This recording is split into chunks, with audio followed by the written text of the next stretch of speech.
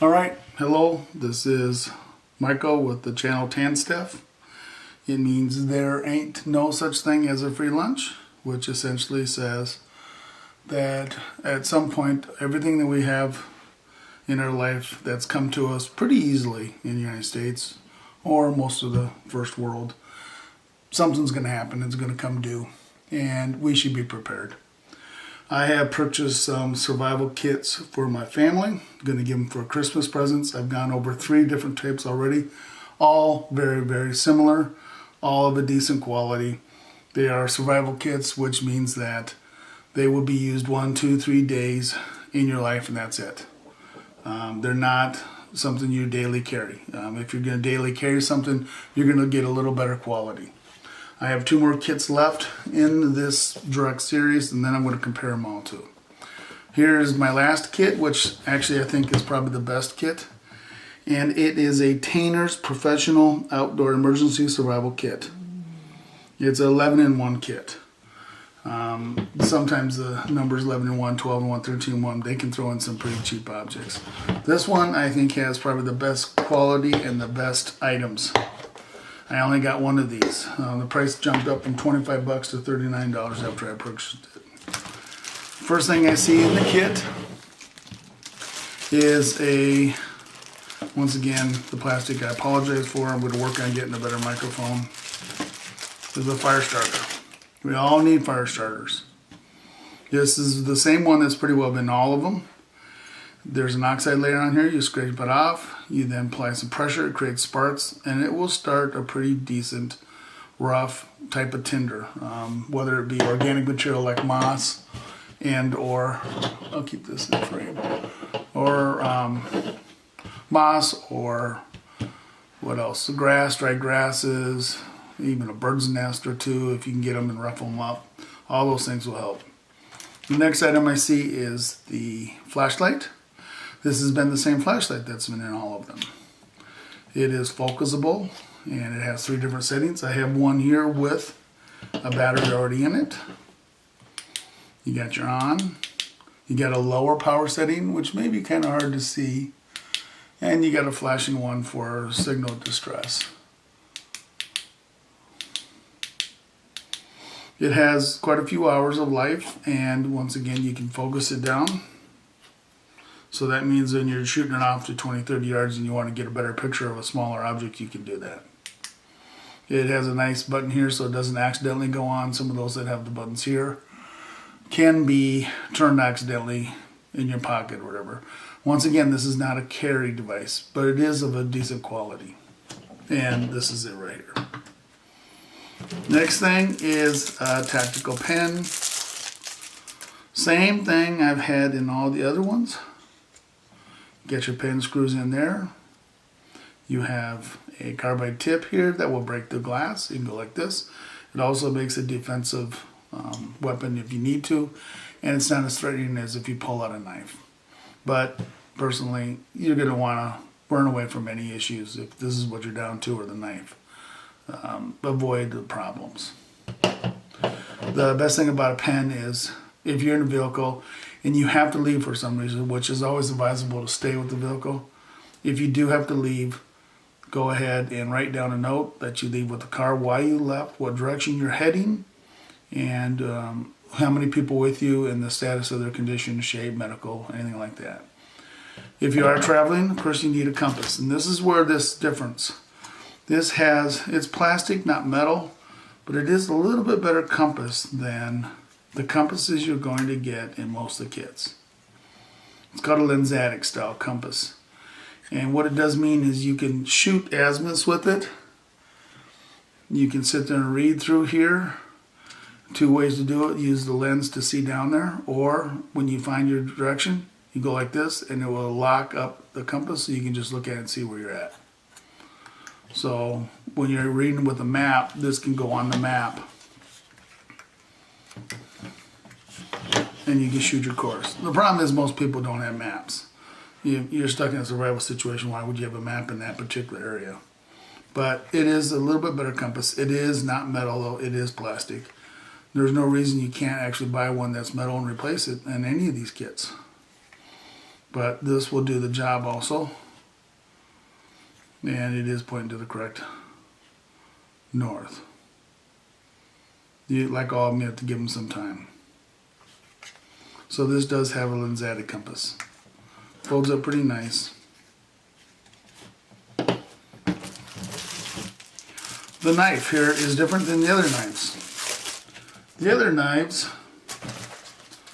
are of this style. Open up and close.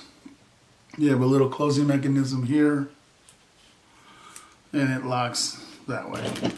This one is more of a traditional swing up like this, and then you close. Ha!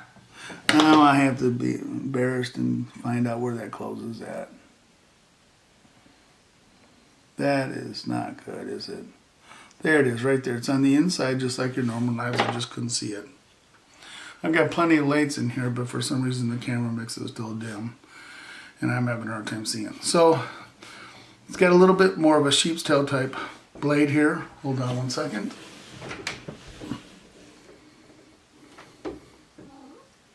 Yes, that's my cat. So you have less chance of breaking off the tip here. Sometimes it's nice to have a little tip to gouge into things. Even removing splinters. This has only a little bit of a tip. It locks up nice. Doesn't wiggle. Secures well. But it does have a seatbelt cutter. Of course, this is most likely going to be in your glove box, so you got a seatbelt issue. You can grab it, but you can use it for cutting ropes. You can use it for cutting cordage, different types of items. So it has that extra item the other ones didn't. It also has a secondary puncture point for glass right here. It has a metal whistle, which all the kits pretty well had. Oh, and it's quite loud when you give it some go.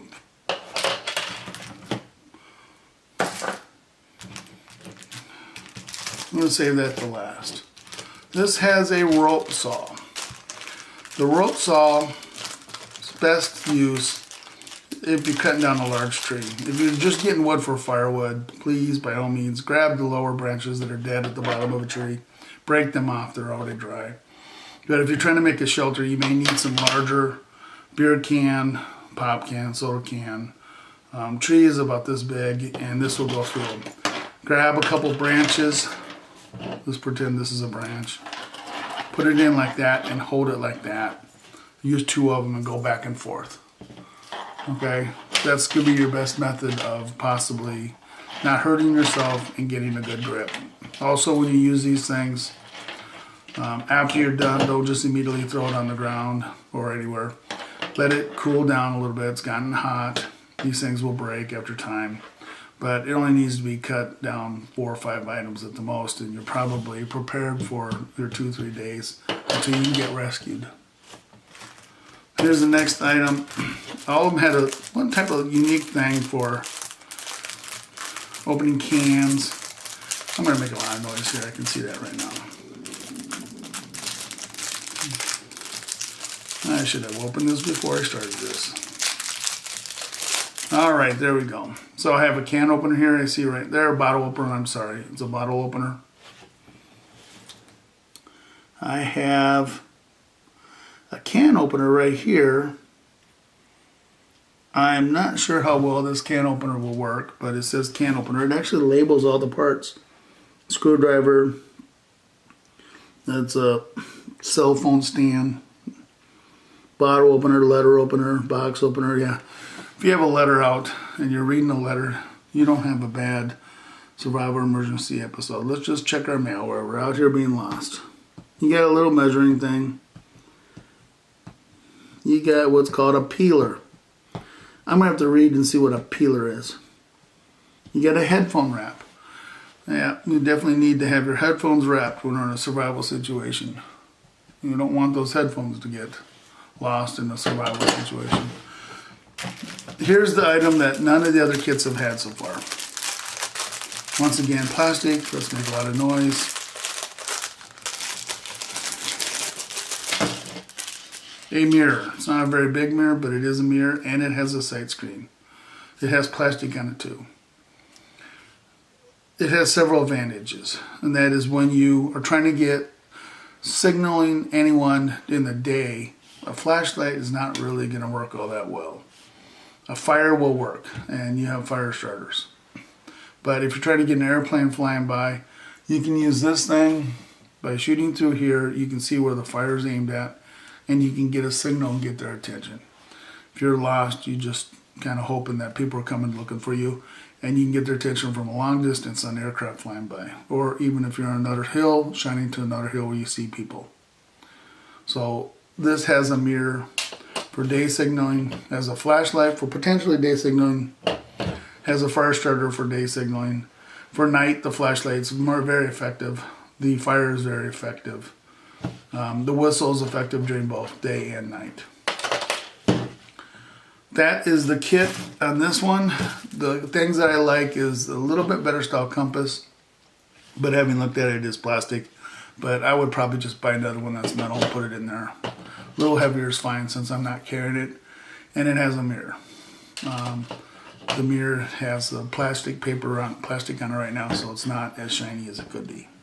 It comes in a nice kit like the other ones did. If you wanted more room, you could take the foam out. It seals down. It's waterproof. They say it's waterproof. I haven't tested it, but it's going to be in my glove box. And if it gets to the point where my car's in the water and I'm testing it that way, I've got a lot of problems. So anyway, I have that. That is the Tianers 11-in-1 Professional Outdoor Emergency Survival Kit. It has a military compass, which is really just called a lens-added compass. The military ones look just like this, but they are metal, they're very heavy, and they have radium glow points in here, so the radium actually will shine all the time. At night, you don't have to worry about shining with a flashlight to get it charged to glow. It will always be glowing. If you can get one of those, they're very good to have. So that's the last kit I have that is of this style. And I like the kits. They're very decent, basic kits. They're go in your glove box. They stay there. Their only risk is that you run in and say, I need a flashlight to check this, and you go in and grab it, and then you happen to like this flashlight, and you just keep it in your pocket. Or you go and grab a knife to cut something, and you go, oh, this is not a bad looking little knife, you know, and you keep it and you take it. Someday you may grab the fire starter or this, or you have to open up the emergency beer thing and it works in your toolbox and it's not in here. And then you get to a survival situation, you open that up and it's not there, it's all gone, does you absolutely no good. So these kits are for survival, they're for emergency use. Hopefully you never use it, but it's available if you do.